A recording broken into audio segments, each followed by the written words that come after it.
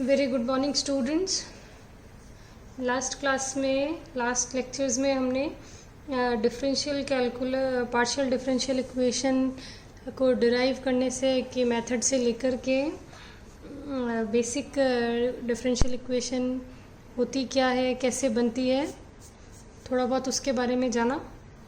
अब हम जो अपना बेसिक पर्पज़ है, the solution of differential equations, partial differential equation, तो उसके जो सॉल्यूशन कितने टाइप के होते हैं वो हम जान चुके हैं। अब इसके बाद हम 1 बाय 1 मेथड्स लेंगे कि डिफरेंशियल इक्वेशन के जो सॉल्यूशन मेथड्स हैं उनको हम अप्लाई कैसे करेंगे। तो पहला जो आपका मेथड है बहुत ही simple basic method, the integral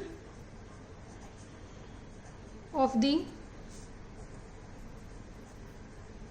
लैग्रांजीज linear equation. ठीक है,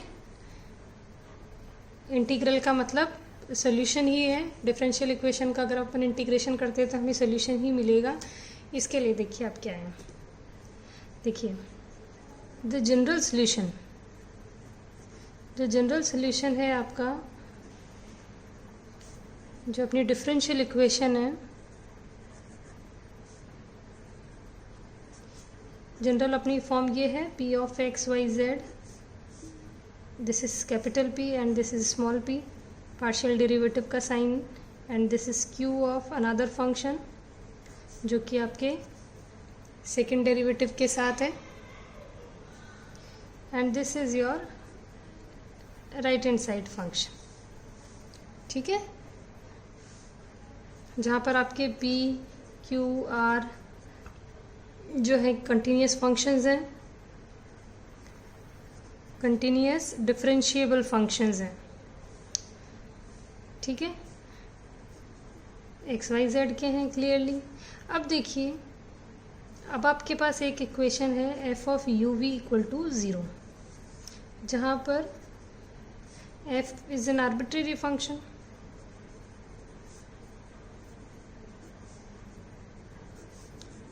arbitrary function of u and v, and relation क्या है, u of x y z is equal to some constant and v of x y z is equals to some constant।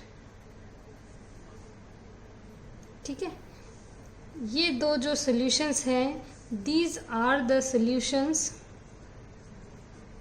of the system। कौन से system के, जो अब मैं लिखने जा रही हूँ। देखिए D x upon capital P, D Y upon capital Q और D Z upon capital Q। तो ये जो है ये इस डिफरेंशियल इक्वेशन का सॉल्यूशन निकालने का तरीका है। अब इसको देखो अप्लाई कैसे करेंगे हम, ये देखते हैं।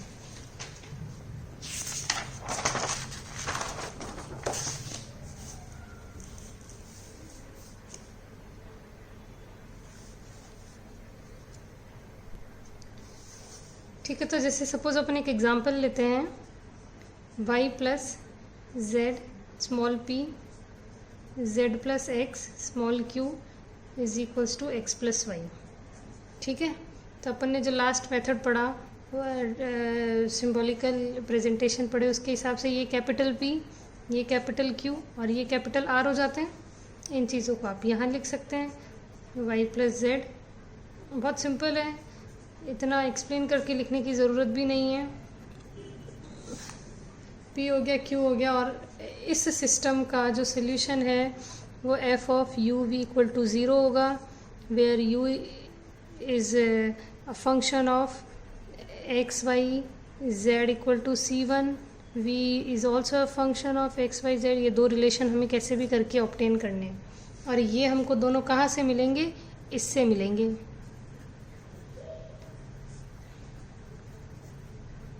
तो इस चीज़ को आप हर क्वेश्चन के लिए बना लेंगे, इससे ये दो रिलेशन ऑब्टेन कर लेंगे और इससे ये इसका सॉल्यूशन कहलाएगा। ठीक है, तो अपन यहाँ से लिखें तो d x upon y plus z, d Y upon z plus x और D Z upon x plus y. ये आपने इक्वेशन बना ली। अब आप इन दोनों को पेयर कर दो, चाहो इन दोनों को पेयर कर दो, चाहो इन दोनों को पेयर कर दो, आपके पास बहुत सारे ऑप्शंस हैं। या आप आपके रेशियो प्रोपोर्शन के रूल्स लगा करके इसको और सिंप्लीफाई कर लो।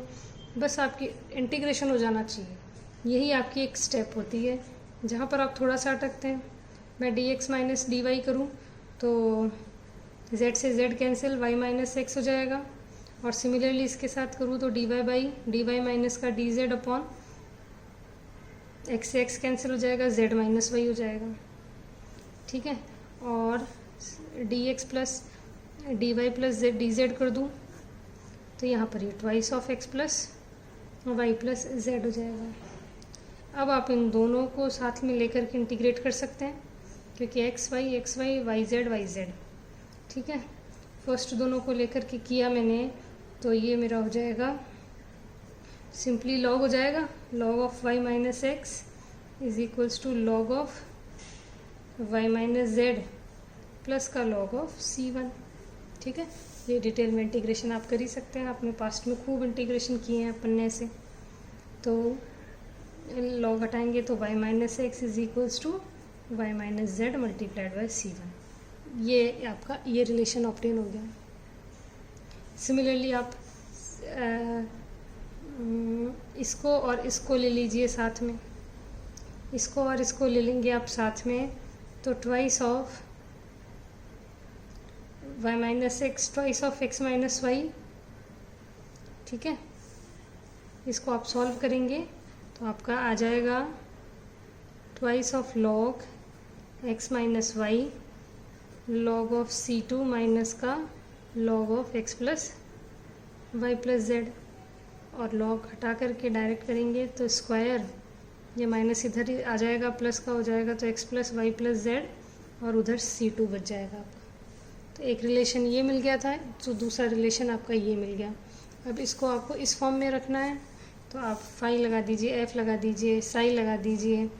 f ऑफ आपका रिजल्ट क्या होगा, f ऑफ दिस रिलेशन, यहाँ से c1 की वैल्यू क्या हो जाएगी y minus X upon Y minus Z, और यहाँ से c2 की वैल्यू ये है x माइनस वाई का square x plus Y plus Z. This is equals to 0। This represents the solution of Lagrangian differential equation, partial differential equation. ठीक है, ये छोटा सा मेथड है इसका। आई होप इसमें किसी को कोई प्रॉब्लम नहीं होगी। ठीक है, ऐसा ही अपन एक क्वेश्चन और करते हैं। सिंपल क्वेश्चंस का सारे ही सिंपल हैं। ठीक है, ऐसा ही एक नेक्स्ट एग्जांपल और लेते हैं हम। Solve the given differential equation y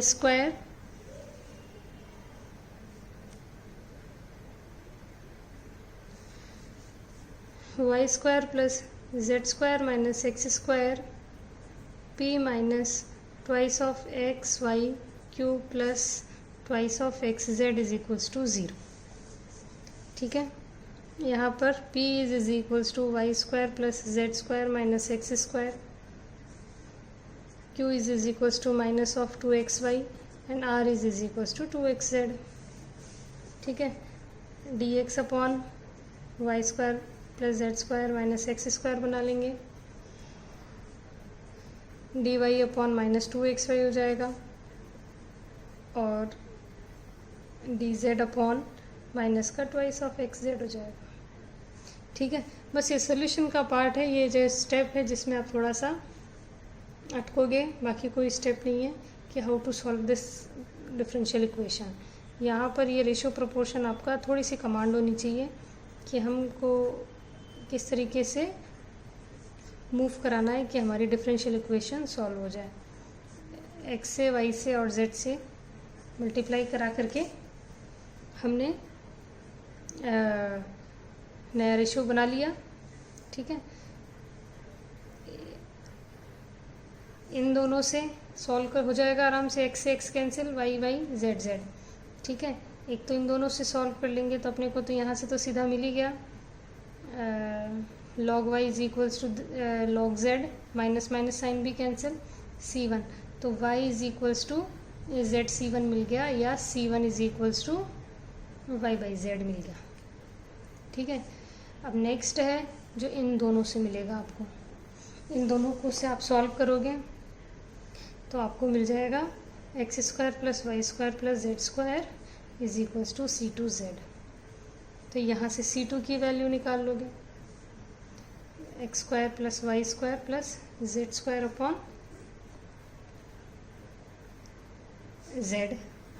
तो जो आपका f of y by z comma x square plus y square plus Z square upon z है, that will be is equals to 0। That will be your solution of differential equation. ठीक है, देखिए partial differential equation को solve करने का एक छोटा सा मेथड और आज हम कवर करते हैं। मेथड का नाम है चारपिट मेथड। चारपिट मेथड, इससे आपके फर्स्ट ऑर्डर की लीनियर और non linear differential equation solve करने के लिए ये मेथड एप्लीकेबल है। सपोज़ आपके पास कोई भी दो इंडिपेंडेंट वेरिएबल हैं, फर्स्ट ऑर्डर की डिफरेंशियल इक्वेशन है, आपका फंक्शन है F of x Y Z P Q is equals to 0। ये आपकी डिफरेंशियल इक्वेशन है जिसका आपको सोल्यूशन फाइंड आउट करना है। ठीक है, इस डिफरेंशियल इक्वेशन को सॉल्व करने के लिए हमें एक ऑक्सिलरी इक्वेशन बनानी पड़ती है, और वो ऑक्सिलरी इक्वेशन कैसे बनती है वही इस मेथड का फॉर्मूला मान सकते हैं आप, जिसकी हेल्प से ये डिफरेंशियल इक्वेशन सॉल्व होगी। देखिए ये आपके पास है, इसके लिए जो ऑक्सिलरी डिफरेंशियल इक्वेशन बनेगी उसको ध्यान से देखिएगा। dp upon del F upon del x plus p del F upon del z is equals to d q upon del F upon del y plus q del F upon del z is equals to d Z upon minus का p del F upon del p minus का q del F upon del q, right, is equals to d x upon minus का del F upon minus का del F upon del p is equals to d Y upon minus का del F upon del q is equals to d f upon 0। ठीक है, ये है auxiliary equation find out करने का relation. इसमें आपके पास बहुत सारी पॉसिबिलिटीज़ हैं। Make any two pair and find out the auxiliary equation. सहायक समीकरण जितने आप निकालना चाहें आप निकाल सकते हैं। निकालना तो हम बहुत चाहेंगे बट सोल्यूशन प्रोसीजर से हम बाउंड हो जाते हैं कि हम कितने निकालें। तो हमारे पास तो 2 रिलेशन भी मिल जाए हमें वो काफ़ी होंगे। ठीक है, ये चीज़ आपको याद करनी पड़ेगी, ये रिलेशन आपको याद करना पड़ेगा। This is you can call it formula. जैसे फॉर एग्जांपल हम एक छोटा सा एग्जांपल लेते हैं। आपके पास है solve the linear differential equation p x plus Q y is equals to p q. ठीक है, तो ये रिलेशन है आपके पास p x plus Q y is equals to p q. अब इसके लिए आप ऑक्सिलरी इक्वेशन बनाओगे, चारपिट ऑक्सिलरी इक्वेशन आप इसे बोलोगे, क्या लिखाओगे? अब डायरेक्ट अपन मेथड लगा सकते हैं। Charpit auxiliary equation will be formed with this formula. तो क्या होगा, आप चाहें तो ये सेपरेट निकाल लें, चाहे आप साथ साथ निकालते जाएं। देखिए dp अपॉन, ये तो छोटा क्वेश्चन है तो आप इसमें इतने ही क्वेश्चन है, ज़्यादा बड़े हैं भी नहीं, तो आप डायरेक्ट भी निकाल सकते हैं। dp upon del F upon del X, ये आपका f हो गया पूरा। f ऑफ आपका X Y Z P Q जो है वो क्या हो गया, P x plus Q Y minus का पी क्यू इक्वल टू 0। इसमें से आप सारे डेरिवेटिव निकाल लीजिए। Del F upon del X, del F upon del Z, है ही नहीं जेड तो 0 हो जाएगा। तो del F upon del X P, only P, क्योंकि एक्स की टर्म है ओनली। ठीक है, ये 0, डी पी अपॉन खाली पी, ये टर्म 0 होगी, मेन काम यही है ऑक्सिलरी इक्वेशन बनाना। इसको आप आराम से तसल्ली से बनाइए, उसके बाद सोल्यूशन प्रोसीजर काफ़ी इजी है। D q upon del F upon del y, q ये 0। सिमिलरली डी जेड अपॉन, ये टर्म निकाल सकते हैं अपन, del F upon del p, del F upon del p, एक पी ये रहा, एक पी ये रहा, ठीक है। पी और पी 1 एक एक पावर है तो ख़त्म हो जाएंगे, x minus Q, X minus Q, minus का p बाहर, माइनस का p, x minus Q, minus का q, del F upon del Q, एक क्यू ये रहा, एक क्यू ये रहा, y माइनस p, ठीक है। इसी तरीके से दोनों और बन जाएंगे, D x upon Q minus X, D Y upon P minus Y. इसको इक्वेशन नंबर 2 डाल दीजिए। बस अब इनको सॉल्व करना है, ये आपको दिख ही रही है आराम से। यहाँ से आप इसको सॉल्व कर लीजिए, लॉग पी लॉग क्यू, तो p is equals to some a q, a आपका कांस्टेंट है, एक रिलेशन मिल गया। बस अब इससे आप चाहे तो क्यू को एलिमिनेट कर दीजिए, चाहे आप इसी में आप क्यू को हटा सकते हैं, तो एक कांस्टेंट आ गया आपके पास, कांस्टेंट आ जाएगा और एक क्यू हट जाएगा। सपोज़ मैं इसी तरीके से मूव करूं, तो यहाँ से पी मेरे पास ये आ गया, तब फ्रॉम इक्वेशन 1 का मतलब यही है, फ्रॉम इक्वेशन नंबर 1 पी की जगह मैं ए क्यू रख दूँ, तो a q x plus Q y is equals to a q dot q, या q is equals to y plus a x upon a, ठीक है।